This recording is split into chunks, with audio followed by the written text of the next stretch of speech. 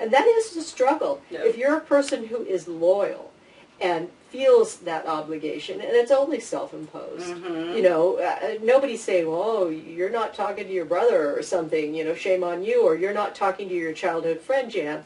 But that obligation simply comes from me. I have a toxic friend I've had forever, and my sister will say, why do you put up with her? She doesn't even act like she likes you.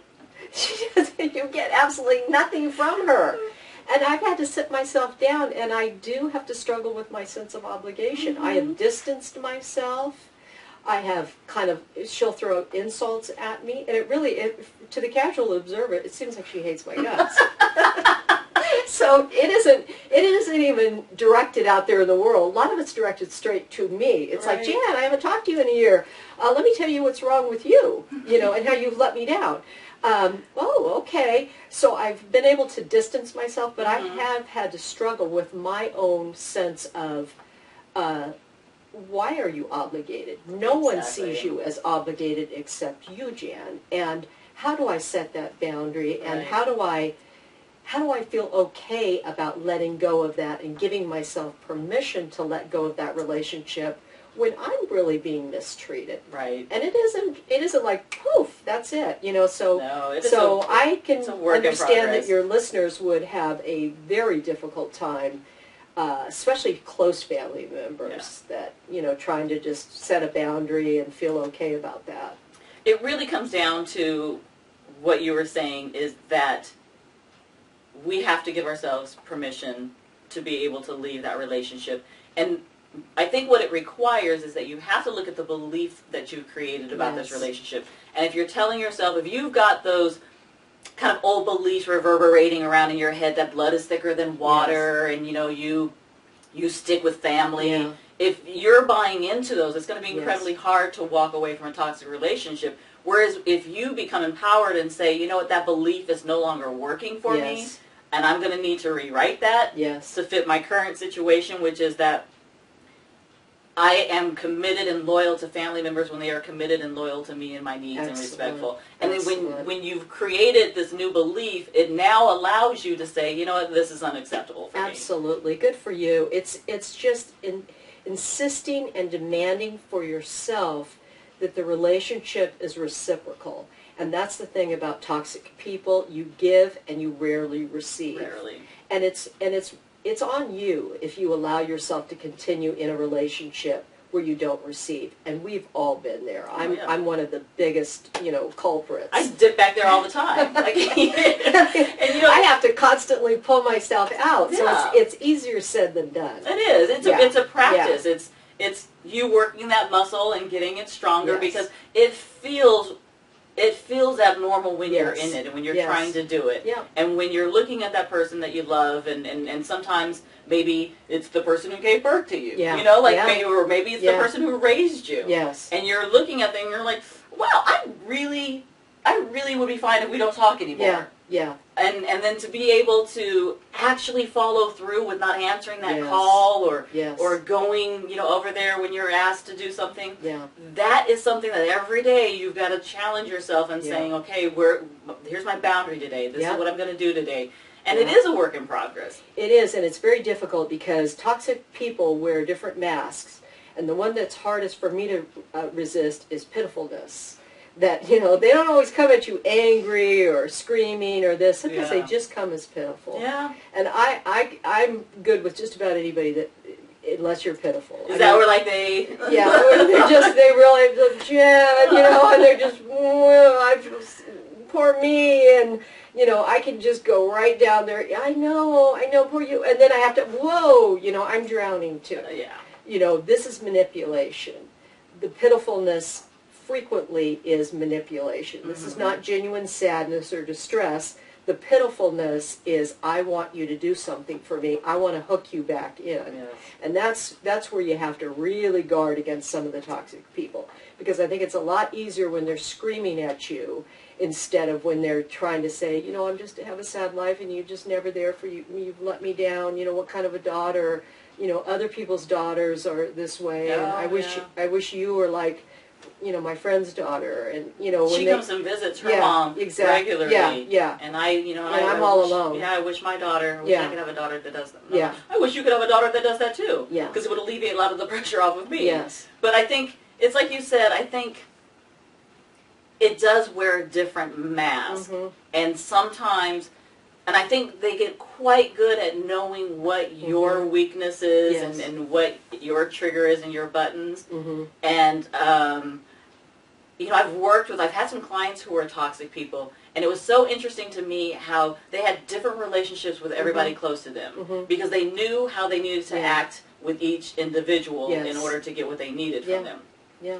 And I remember thinking, that sounds exhausting. Yeah. Like, that sounds like so much work. And if you were able to use your powers for good rather than evil, you could really change your life. Yeah, it's so true. You are amazed by that. Like with this one, with this person that I'm trying to manipulate, I'm going to use anger. With this person, I'm going to be pitiful. With this person, I'm going to be cheerful and laughing and try to guilt. There's a whole bag of tricks a lot of times. It's not just one face or one mask coming at you. Sometimes they have multiple disguises, and you really do have to guard against it. And I love what you said. You have to realize, how does this relationship make me feel? Do I feel energized? Do I feel cared about? Is it a give and take? Or do I feel just exhausted and worn out and just negatively impacted in all areas of my life? Yeah. Because you can't just point and go, that's a negative person, so that's a toxic person. No, a toxic person has many disguises and many approaches. And so I think it's so important to look back at yourself and say, how does this relationship make me feel? Yeah. And if it doesn't make you feel good, then it's time to just really sit yourself down and draw some boundaries and make some decisions and give yourself permission. Yeah, the permission part is huge. Yes, it is huge. It is allowing yourself to say what's acceptable and what's not acceptable in your life, and really how they respond does not matter at all. No. It is most important that you are aware of what is unacceptable behavior and that you follow through with what you said you're going to do. Yes, every time.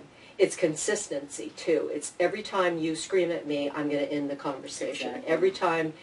Every time you do, because if you give intermittent reinforcement, if sometimes you end the conversation and other times you tolerate the screaming, then it says, sometimes I will, sometimes I won't. If you want somebody to stop doing a behavior, you have to be very consistent. And I love what you said. You have to just clean up your side of the street and let them be responsible for their emotions, their feelings, their reaction. When you're setting a limit or a boundary, I think that's the hardest thing to do, is to realize, I'm going to clean up my side of the street, but I cannot be responsible if you're sad, if you're angry, if your feelings are hurt. That's going to have to be on you. I'm just going to present this in the most honest, genuine, loving way I can, but I'm going to set a limit, because ultimately it's going to help you too, but my main goal is for self-protection. Yeah. I feel like the next episode we do together has to just be on boundary setting. Yes. Oh, because huge. it's like, it might even turn into be like a 3-part segment. Could be. Like, we'll have to set a boundary though. It's so important, and It something is. that you have to do in your life if you are going to engage in healthy relationships. Whether it's you are a parent, whether it's you with your partner, like, boundaries are so important, and I realize that it's probably the area where we are least guided and taught, and especially too for our kids and our youth who are really struggling with a lot of boundaries. Living in this world of technology and thinking that any behavior, and you can say whatever you want. I feel like it's so necessary. So I think that this does need to be parlayed into having a whole conversation where we talk just about boundaries and how you go about setting them, because that consistency part is so critical. Not only consistency, but clarity. Like, you have to be very, very clear what your boundary is as well. So any parting wisdom that you can give for our listeners today on, if they're out there listening right now and they know that they are engaged in a toxic relationship, they have someone who's just really toxic, and they are considering going and approaching this person or saying something to this person, what do you think is one of the best ways to start off that conversation, or to get to start that extrication of removing themselves? I would say really get clear for yourself before you have any conversations. Decide what your goal is going to be, and don't do it out of anger. Because I think it's so easy to, and this is another topic we could talk about, that people are very good when they're angry about saying what's on their mind, but they're not very good when they're calm and they're assertive and they're just from a really good place of health. So I think that when you have this conversation, you want to be, first of all, very clear with yourself, and second, present it in a way that's loving, and it's protecting you. It's just saying, you know what, I can't, lots of I statements, I can't continue this because it's not good for me, I love you or whatever, but I'm going to have to set this limit or this boundary, or I'm going to have to end this relationship or whatever it is. Just do it in a way that's loving and centered and real I-focused is what I think. And just, know that sometimes these blow up and they get worse, and be prepared for anything. Yeah. Yeah. I think that's such great advice. I especially love the part about not doing it in anger, because I think that's when you feel the greatest need to do it. Is you're like, I cannot take another second of this. I need this to end right now, and that's not the time. Right. Exactly. And so finding the strength to step away from that and to have a really thoughtful approach in going about doing it does require some discipline. Yes. But I think it reduces the chance of it going horribly awry if you do give yourself that time out to be able to really think about, okay, I want to make sure I'm saying how I feel, but doing it in a way where I have control of my emotion and my emotion is not controlling me. And I don't walk away feeling bad about it. Because ultimately, if you scream at somebody and say, you're out of my life, I don't need this kind of negativity, and then you hang up, okay, maybe problem solved, but you didn't feel good about the way you did it. Right. So I think it really does require thinking about it, staying centered, maybe rehearsing with yourself, talking to a trusted friend and trying to say, how does this sound? And just knowing that person has to be responsible for their reaction, but you're just going to do it in a calm, loving manner, and it's going to be really, your purpose is for self-protection and health, not for meanness or vindictiveness or any of that, but just really coming from a loving place and just letting it go and realizing they've got to be responsible for however they take that conversation. Yeah. I think I like wrapping it up on the note of self-preservation. Yeah. This is about doing what's best for you. Yeah. And allowing the other person to take ownership for their behavior and their responsibility, rather than taking that on as your burden and making them, you rescuing them, or helping them to see the light and try to become a positive person. That's not your job. Nope. Your job is to take care of self. Yes. And to make sure that you're engaging in a healthy relationship where, like you said, it's reciprocal and the needs are being met. Yeah. Okay, so I want to say this. I think that anytime you are finding yourself struggling with a topic of whether it's toxic relationships, or before when we were talking about coping and anxiety, I'm a firm believer in seeking professional help. And I'm not just saying that because I'm a professional. I'm saying that because I think when you have someone who has the experience of being able to see into patterns, it's so helpful, because sometimes when we're in it we can't see it, so it's so great to be able to bounce that off of someone and be able to talk to someone. So I highly encourage anyone who's listening, if you're going through a similar situation, if you find yourself dealing with a lot of toxic people in your life, if you are having trouble really being able to establish boundaries in your relationship, then by all means make sure that you go and seek some professional help. And it could be, whether you decide that you want to see a therapist, whether you decide that you want to get some coaching, it's totally your call to make. You just want to make sure that you're going to a qualified professional.